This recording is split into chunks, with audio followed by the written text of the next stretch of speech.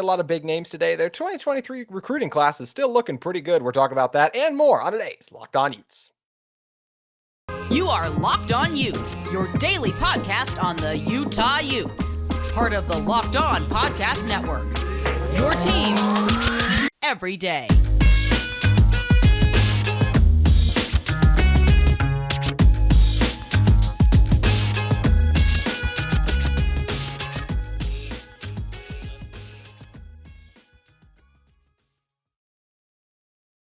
Hello, everyone, and thank you for making Locked On Utes your first listen every single day. We are available on all platforms, including YouTube. Today's episode is brought to you by FanDuel Sportsbook, the official sportsbook of Locked On. Make every moment matter more. Visit FanDuel.com/Locked On today to get started. My name is JT Wistrcill, former intern inside the University of Utah Athletic Department. Would love to interact with you guys on social media. You guys can follow the channel at Locked On Utes or on the YouTube comments. We love getting in touch with you guys, too. On today's show, we're going to talk about the 2023 recruiting class and just a special group it is because, look, there's not going to be a lot of movement for the Utes. They did a lot of their work already early, so we can just focus in on what has already been the best recruiting class in Utah football history. And in order to help us do that, it's friend of the show, ESPN 700's Porter Larsen. And Porter, when you're talking about this Utah football recruiting class, I think just the biggest thing that stands out is the talent, right? How many 4-stars they were able to bring in, just the level of play. And for so long now, this Utah football team has been getting it done with the guys who, those under the radar guys, right? Like Devin Lloyd, the Brant Keithys, who no one comes in and expects the world to light the world on fire. And that's what makes this class different and fun is these guys come in with higher ceilings than some of those other players originally came in with. And I think that just raises the limit for this raises what the ceiling for this Utah football team could be as you see the college football playoff expanding. It makes the future really exciting. Well, that's the cool part, JT, is we've always talked about, Utah being this development program, right? And they are. Obviously, you turn a bunch of 2- and 3-star recruits into NFL draft picks. You get that. You get that for a reason, right? There's a reason that folks look at your program in that regard. We've always thought, what if Utah gets a top 20 class? What would they do with that kind of talent? Well, we're going to find out. And we've started to see that, right? We've seen the Clark Phillips. We've seen the Jalen Johnsons, the really highly touted recruits come through. But to get a whole class of them, to get 5, 6, 4-star guys, that's something that we haven't seen from this program yet. So I am excited to see what Kyle and co can do. I think composite rank right now, JT's 21 around Yep, 21 rank. So for Utah, that's 15, 20 spots above what you're used to seeing. But I will also say this is a new era of college football where the talent is accumulating towards the top of the ranks. And while Utah is jumping up those rankings, right, 1 through 10, 10 through 15, it's just getting higher and higher and farther away. The gaps are getting bigger and bigger. Yes. With how this all works. So while, yes, we are seeing the best recruiting class that the Utes have seen, I think the ceiling, the very high end of college football is also kind of distancing itself as well. So we have to gauge our expectations and our perspectives in that way. But at the end of the day, Utah's got probably the best raw talent as far as an incoming class that they've ever had. Mm-hmm. And for a team that's returning a lot of talent, that's pretty exciting. Very exciting. And when you look at what National Signing Day is going to be, I think a lot of fans will be like, oh, wait, there's not a lot of news coming out. Maybe a couple preferred walk-ons. I believe, based on what I've last checked, Walker Lyons is supposed to announce where he is going. 24/7 still hasn't given really an indication on which way he's leaning.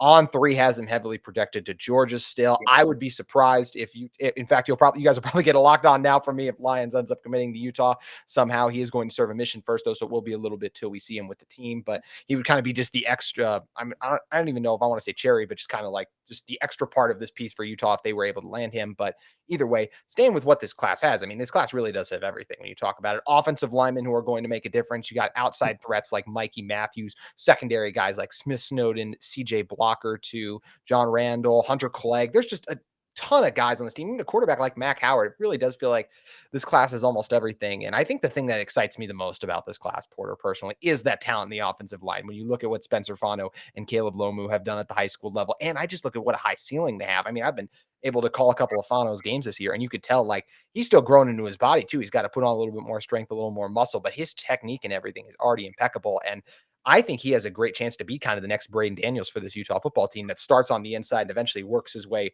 to the outside. But I could also very well see a future where it's Fano on the left side and Lomo on the right side. And those are the bookend tackles for the Utes for maybe even 2 seasons, because I think those guys are going to be sensational players. Yeah, GT, and that's what I like about this class, right? We're used to a lot of times seeing Utah, maybe get some higher end recruits in a few skill positions or at cornerback specifically, right? Now you're starting to see. You mentioned Mac Howard's a 3 borderline 4-star quarterback. Owen Chambliss, a linebacker, early enrollee. Spencer Fano, Mikey Matthews, as you mentioned, the wide receiver. You're getting guys from all over the field and guys that are ready to contribute, right? And that's the exciting part. CJ Blocker out of New Caney, Texas, another 4-star who I think will be probably primed and ready to see the field this next year in a already deep defensive back room. But yeah, I think that's where you should be excited, because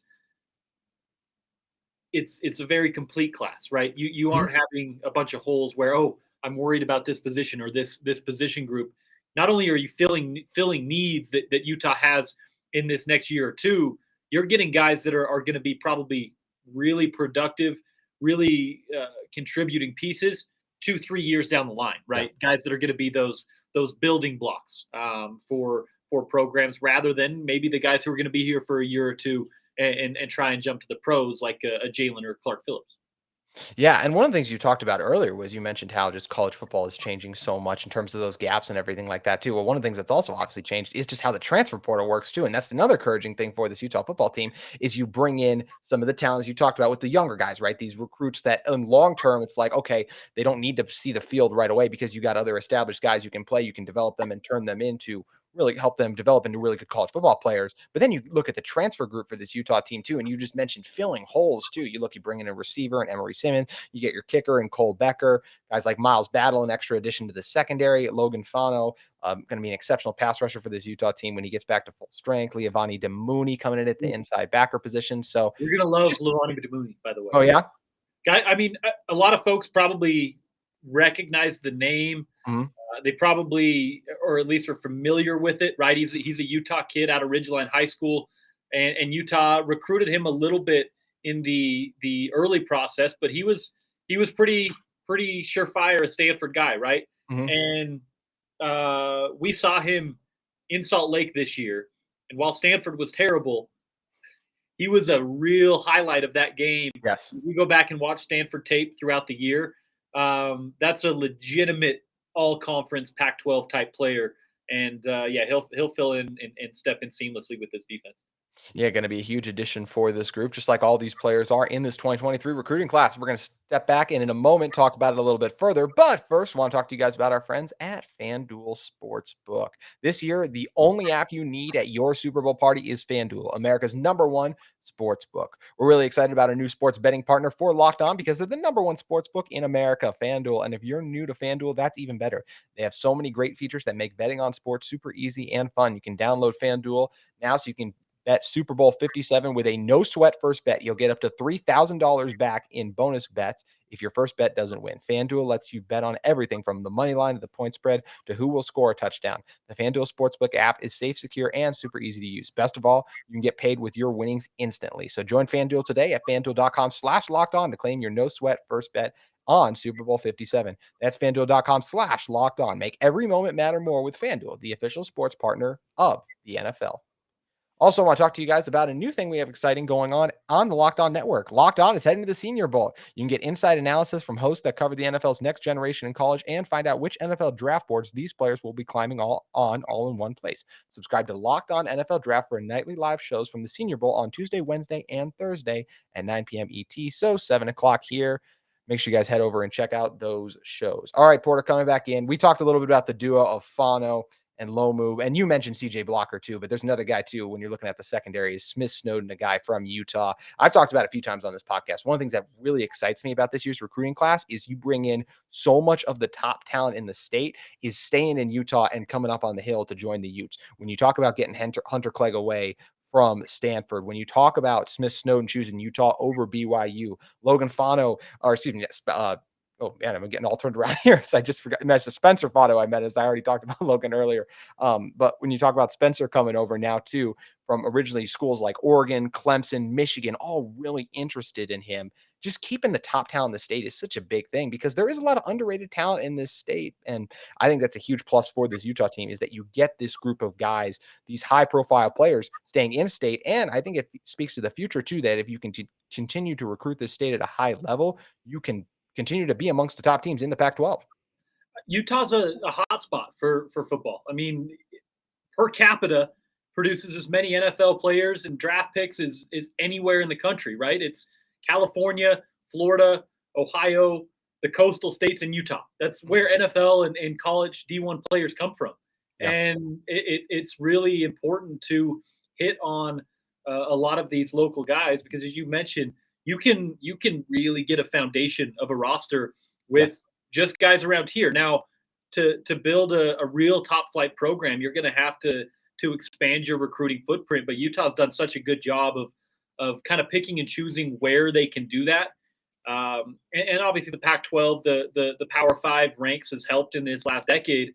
But Utah has deep recruiting ties in Houston, in Miami, in places around the Pacific Northwest, and it's really paying dividends for Utah in this recruiting cycle. Where now, because they're winning Power 5 championships, because they're kind of distancing themselves here locally, they're hitting the region as hard as they ever have, and still getting those recruits to come in from Miami and from Houston and from places all around the country. And when that starts to happen and you start to get both and add some talented transfers to the mix, you're building a really good roster, and you're building a roster that can compete for Power 5 championships year in and year out. And that's why you're going to see it again in a year where Utah has a chance at a third straight. Definitely. And I mentioned it a little bit earlier when talking about Smith Snowden too, but when you pair Smith Snowden with CJ Blocker, I think that's what's going to be really exciting. Look, with Miles Battle coming over, Zamiah Vaughn expected to be cornerback 1, JT Broughton still going to be at that other starting corner spot more than likely. We don't know how much exactly we'll see Smith Snowden and CJ Blocker in year 1. They will make their ways on the field, I'm sure, at different points. And there will be a moment in Rice-Eccles Stadium on a big third down where they're doing the DB thing. They're breaking up some pass and the stands are going nuts. But long term, this feels like it has a chance to be an elite shutdown corner duo for this Utah football team, because when you talk about Blocker and Snowden, they really do just have everything. We talk about the hips, the ball skills too, the ability to just stick to receivers on the outside. These guys are going to be really impressive. And with what the defensive back room is shaping up to look like, you're going to see a lot of multi DB sets, right? You're not just going to see the two corners outside, the two safeties on top. No, Morgan Scalley, Sharif Shah, those guys are going to put in 6 defensive back sets, right? There's going to be times where there's a bunch of guys out there on the field because you have the personnel, you have the speed to throw all those guys out there. And if you combine, JT, that kind of defensive backfield, right? You go back to 2019 where you had 5-6 guys where you could throw out on the edges and basically blanket the outside of the field. If you can combine that with a defensive line, like go back to that roster, like Ifotu, Bradley, and I, right? That 2019 team, it was top 5 defense in college football for a reason. And when you combine those two things, you're able to put a bunch of DBs who can come up and play the run. Think of a Cole Bishop and Nate Ritchie, who you're going to get back next year. Those guys kind of blur the lines between linebacker and defensive back. When you can put that kind of speed on the field and get pressure with 4, which is the next question for this Utah defense. Yeah, that combination is really dangerous, and I think that's one of the reasons you should look at this collection of defensive backs that are coming in, returning from their mission, and returning from last year, of course, with Zamiah Vaughn and Cole Bishop and the guys that are already in that room. Makings for a really good secondary, and filling the pieces in front of them is going to be what decides the ceiling for that Utah defense. Yeah, I love that you brought up Nate Ritchie, a huge guy that this Utah team is getting back, and it's going to be exciting to see what he can do. And one of the exciting things for this incoming class is you have a couple of guys already enrolled early in the getting some of these early on in the strength, the weight room, working on those things, and eventually they'll be on the field with spring ball. We already mentioned Fano. Mikey Matthews is a guy, and we mentioned him briefly as well, but I am just really excited for what this guy can do. I think he's going to have a chance to make some plays in his very first year with this team, and I'm really looking forward to see what he can do on the field. As for some of the other players, look, Caleb Lomu, Hunter Clegg, we discussed, CJ Blocker, John Randall, when you talk about what he can do at the running back position, I think it's going to be a lot of fun. Dejon Stanley can flat out run too. He's another guy. He just posted one of his track times yesterday. It was extremely impressive. And maybe for one other guy, I'll throw in, this class is loaded, so we could talk for an hour about it. But CJ Jacobson coming over from Idaho is another guy that I think is really exciting. And I don't expect to hear a lot from him in his first year, but I think next couple of years is when he'll really start to break out and do a lot of things. But are there any other names for you that you feel are worth mentioning when talking about this Utah class that could make an instant impact, or does long term you think Utah fans will be really excited about? Yeah, it's hard to project a lot of instant impact guys just with how much is Yeah. returning for Utah, right? I think the fellas on the offensive line are worth mentioning because Utah is going to have to replace Braden Daniels, going to have to replace Paul Miley. Now, I think there's bodies in the room already that are probably good candidates for that.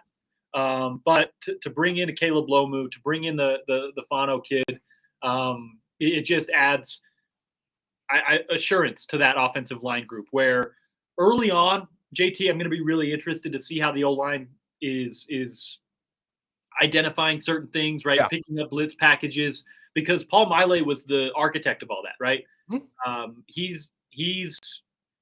He's not the offensive lineman that jumps off the page, right? He's 6'2", 6'3", 280 pounds, doesn't necessarily bulldoze people down the field like Braden Daniels and Keaton Bills do. But what he does is he's kind of the quarterback of that O-line. So him moving to Provo and going to BYU is a hole that Utah's going to have to fill physically, but more so pre-snap, more so on that side of the ball. And that's where I think the depth, the different pieces that Jim Harding now has to work with is going to pay dividends, because I think it's going to be, while optimistic about it, I think it's going to be a project early on in the year to see, how that offensive line comes together. And I think that's where I'm most excited. It's kind of a football guy answer to go offensive line, but I think that having those bodies in the room is huge for Utah, because around them, right, you're bringing back Cam Rising, you're bringing back a loaded running back room. Mekhi Bernard returns, as we've talked about.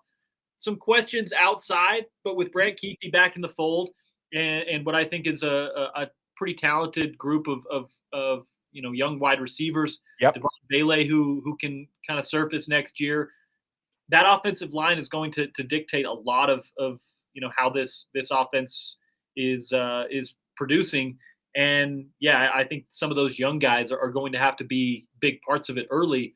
And with depth, we know you don't get through a season with the same offensive line. You're going to have to work through some injuries. You're going to have to work through a couple different formations and different five-guy sets, and that's just the reality of that O-line. So I'm excited to see what these guys can do and how early they can contribute.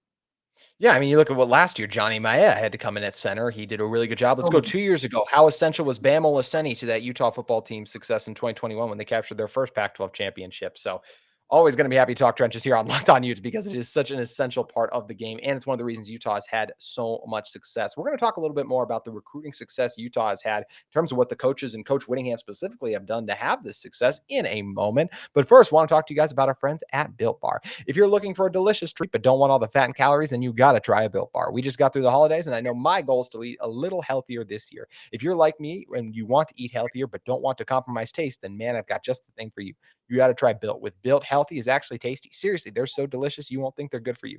They're perfect for your New Year's resolutions. What makes Built Bars so good? Well, for starters, they're covered in 100% real chocolate. That's right, real chocolate. And they come in unbelievably flavors like churro, peanut butter brownie, and coconut almond. You guys can head over to your local Sam's Club or Smith's Club to get in on a Built Bar today. Pick up their packages and get in on these awesome flavors. So make sure you guys head over to Built Bar and grab these offers, not just online at built.com, but you can also head over to your local Smith's or Snabs Club and get in on this great deal. Also, I want to talk to you guys about our friends at UCCU. UCCU lets you make your family's dreams come true of owning a home by making it affordable. Right now, UCCU is offering a low rate 7 and 10-year ARMs with rate inflation protected. An adjustable rate mortgage, or ARM for short, comes with an initial low rate of 7 to 10 years. After that, it adjusts to a rate that fluctuates based on the market. The big advantage of an ARM is that it comes with an initial rate that's lower than a conventional mortgage. And with this low rate, an ARM gives you more purchase power than a traditional mortgage. In fact, you can get up to 10% more house with an adjustable rate mortgage for the same payment as conventional loan. Plus, an adjustable rate mortgage can make qualifying for a mortgage loan easier for first-time home buyers. To learn more or get an ARM, simply visit uccu.com and select the ARM that works best for you, or stop by any UCCU branch. UCCU, love where you bank. Porter. Obviously, Utah saw a big recruiting bump after they became back-to-back Pac-12 champions. I think it also helps when you have guys like Clark Phillips III, Dalton Kincaid. You already talked about Jalen Johnson. All these guys who are on the NFL stage and guys who are going to be on the NFL stage, and Phillips and Dalton, of course, that are going to be high draft picks. So what does Utah present to you? You can come here, you can win, and they will also develop you and help you reach your goal at the next level. But I do think it's a large testament to this coaching staff, too, for, as we mentioned, going out and finding these guys. And Coach Whittingham has done a fantastic job adjusting to the times of what it takes to kind of reach players nowadays, make it a tractable program for them too. And you even mentioned earlier how Utah has recruited some of the top states in terms of high school talent. We got talent coming in from Texas, from California, from Florida. These are some of the hotbeds in probably the three biggest high school football states, honestly, in terms of overall talent. So I do think it's big that this Utah football team has been able to add those states. And it's a huge credit to not just Coach Witt, but the rest of the staff for what they've been able to do. Yeah, and I mentioned earlier it's calculated, right? It's you're not just going and casting a wide net for guys in California, right? Yeah. Morgan Scalley, Sharif Shah, and Kyle especially have such an eye for specific traits, specific things that are not only going to translate to success in their system, in their schemes, but also produce guys that can get to the next level, right? I go back to recruiting stories that kind of jump off the page to me. Stevenson Sylvester, he was recruited when Kyle Whittingham went to a club basketball game and saw the way that Sly was able to move laterally with his size, and the way he was able to explode and anticipate things defensively on a basketball court that could translate to him being a linebacker. Same story with Julian Blackman out of Layton High School, who missed most of his high school football career due to injuries, but when they saw him go and play at the high school basketball level, there's traits that he has that are undeniable, right? And it's not just on the basketball court. It's identifying things that may not stand out on the highlight, your huddle reel, but Morgan and Sharif and Kyle and this recruiting staff are really good at identifying, right? I guess you can call them diamonds in the rough. Yeah. Because there are so many good players coming out of Florida, coming out of Texas and California, that their names aren't as big as some of the guys that we see in Utah here or locally. We don't hear their name. We don't see them on TV with Jeremiah and Dave Fox every weekend. So maybe you don't hear their names, right? But you mentioned this recruiting class that Utah has coming in, and John Randall Jr. You mentioned DeJohn Stanley, Michael Mitchell.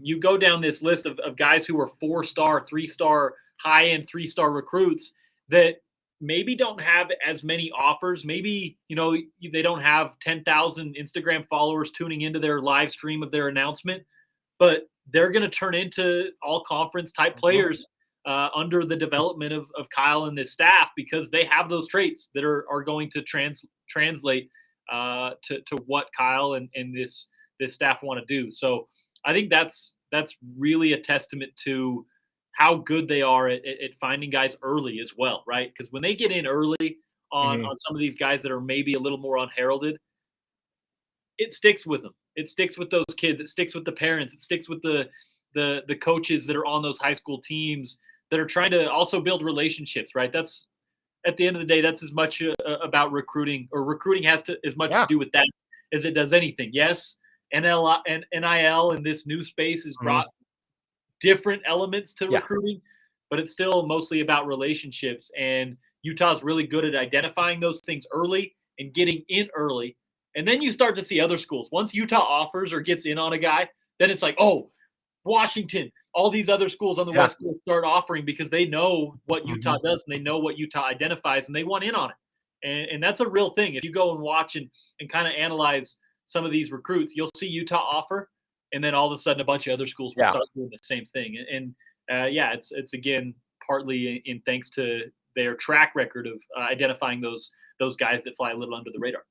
They're like the trendsetter. They're the ones that wear the new outfit, and then everyone at high school is like, "Well, I got to wear that now," or they say what's cool, and everyone else is like, "Hey, that's cool." Yeah, So it works out well. Works out well it, for this group. What were you say, Porter? it's kind of Utah's identity, right? Is Yeah. a team that was the original BCS Busters. They had to kind of Mhm. find an avenue that didn't involve getting the best recruits, the best coaches, the best everything, right? So it's kind of just sticking to the MO of Utah football, everything Kyle's built from early 2000s on. I think one of my favorite things you mentioned during those stories too is Steven Sylvester, Julian Blackman, multi-sport athletes. I think you see a lot of people now will be like, "Oh, well, he's just going to be a football player, so let's just play football." But there are so many other assets and things you can gain from playing those other sports, whether that's doing track. We already mentioned Stanley. Some of these guys, the elite basketball players, they are too. I really think it is important for guys to play multiple sports in high school, and it gives them a lot of different experiences, not just with their teammates, but can help them grow and develop, and just gives them opportunities to show off their other skills too.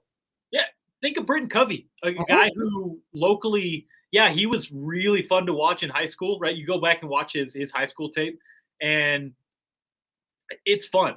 But Yeah. he didn't get a lot of offers. He didn't get a lot of heat out of big time schools. It was Utah, and even BYU, a school that he grew up in the shadow of, was like, you're not going to be the next great quarterback, so we're not going to take you, right? Mhm. But Utah was like, yeah, he's not going to be our quarterback. Look what else he can do, right? Mhm. And turned that into not only a kid who contributed to multiple Pac-12 title runs, but now a guy who's playing at the next level, Yeah. who has no business playing at the next level based on the recruit we saw coming In the out of Super Bowl. Yeah. Yeah, phenomenal stuff for Covey. And as you mentioned, too, it's just something that helps out a lot for these guys playing multiple sports. Porter, if people want to get more Utah football talk or just in general sports talk for Utah, where should they head over to? Yeah, ESPN 700 daily. Obviously, Bills in the mornings, in the middays, 11 to 2. Spence and I from 2 to 6, usually online wherever you get your podcast, and then most of our stuff, most of my coverage at least, is on Twitter at Larsen_ESPN. Right, you got it right there. Yeah. Yeah, for those of you guys listening, you heard him say him. Also, if you guys are in the market for a second listen every day, make sure you guys check out Locked On College Basketball. Isaac Shade and Andy Patton bring you everything you need to know on and off the court. Plus, you can hear from big name experts, coaches, and players throughout the basketball landscape. Locked On College Basketball available on YouTube and wherever you get your podcast. Big thanks to Porter Larsen once again for joining us. That's going to do it for today's edition of Locked On Utes, but we'll see you tomorrow.